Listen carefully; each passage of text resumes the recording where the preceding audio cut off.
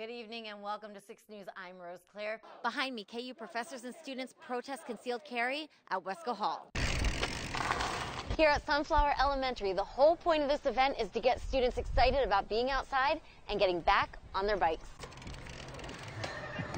A Eudora daycare worker appears in court today for the first time following the September death of a 9-month-old baby. So here we have the snake Elvira. This is a common king snake, or a speckled snake, which you can tell by the speckles. And here at the site of the burned vehicle, what we can see now, aside from some melted metal and some pieces of debris, there is a piece of the Honda plate, so we do know what type of car it is from that. This part of the Lawrence Loop here at Burroughs Creek Trail starts all the way back at Rock Chalk Park and ends right here at East 11th Street between Haskell and Oregon. It picks up again about 1.5 miles down the road, over here at the trail leading to Bircham Park. USD 497 Superintendent Kyle Hayden is resigning, but he'll stay within the school district. Lawrence students learn about where their food comes from. Find out the details tonight at 6.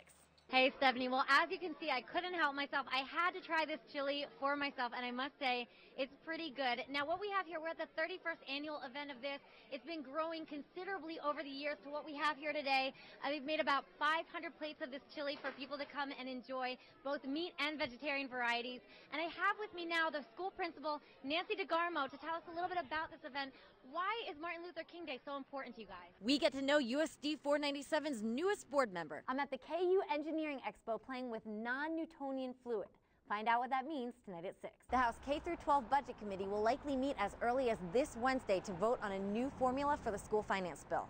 I'll have what you need to know tonight at 6. I had the difficult job of checking out food in Lawrence today. See the story about that tonight at 6. As the Lawrence School's mail-in bond election approaches, we take a look at another school in need of major changes. Hi, I'm Ashley. Ashley competed on a reality show in Fiji and she survived to tell me all about it. Story tonight at 6. As you can see, this robot took quite the beating over the weekend, but the Basel Linwood High School students still fared pretty well.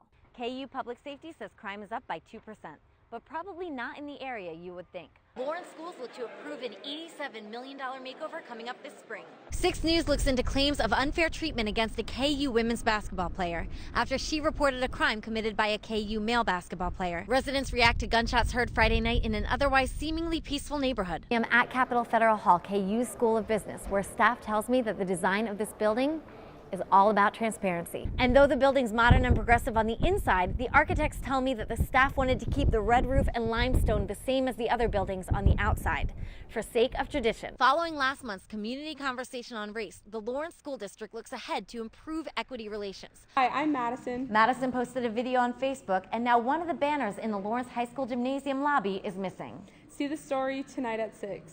Krista, with these so-called chicken wars, I visited restaurants like Popeyes, Raising Cane's, nationwide chains like Chick-fil-A. On to the construction site where Zaxby's will be opening next month. And here we are now at Slim Chickens to see what people are getting their feathers all ruffled about. What you see here amid all this construction is the beginnings of the Career and Tech Ed Center at BLHS. We put on our hard hats and took a look around. Is to be able to pay these meters with a credit card instead of looking for that quarter you never seem to be able to find. The city has plans for a large shopping center just south of the SLT. Find out the details tonight at 6. Stephanie, this is all the snow here left over from that snowfall that happened late last night into this morning. But earlier today, it was a different story. We just arrived here on scene at the 1300 block of Crosswinds Court, and behind me there was an apartment building that was completely engulfed in flames, neighbors say, and now it's been put out, as you can see, and on the other side it looks pretty bad as well, but firemen are working in and out of there just trying to clear it out. And I'm told so far neighbors don't know of any injuries, but I do have a relative of a neighbor here with me. Mandy, can you come over here, please? Yes. I'm live outside of the Eudora School District offices where a school board meeting is about to start. And before we go in, there's actually a parent here who's going to run for school board member because he's unhappy with issues of lack of transparency and communication within the school district. His name is Eric Allender. Eric, tell us a little bit about your situation. Yeah, so the situation, Rose, is that we saw a thread on Facebook where some parents were talking about bullying and a lot of other issues that they had with the school board. And we became concerned when they asked for a meeting with the school board and nobody responded. So, or from 6:30 to 7 o'clock, excuse me, at the same location. And then we'll kind of get their concerns from there. Okay, thank you, Eric. And the reason that Facebook post that he was talking about started was because a parent was unhappy about a bullying issue that occurred in the school. And while bullying sometimes can be unavoidable, her issue is that she was saying that the school did not handle it appropriately. This is Angie Lee. And Angie, what happened with the school that you had hoped was handled differently?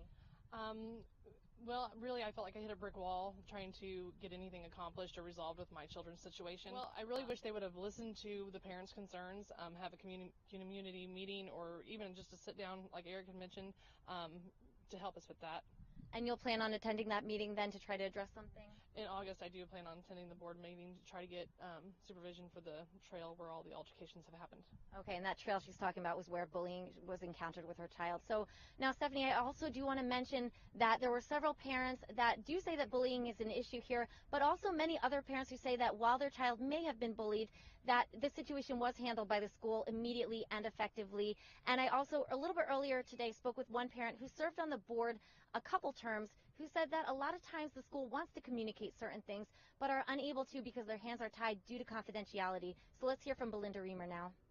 It's frustrating to the schools, it's frustrating to the teachers, it's frustrating to the administration that they can't stand up and say, look, this is what we did, and this is what we continue to do, and this is how we handled that situation, because then you're breaking confidentiality, and you just can't do that.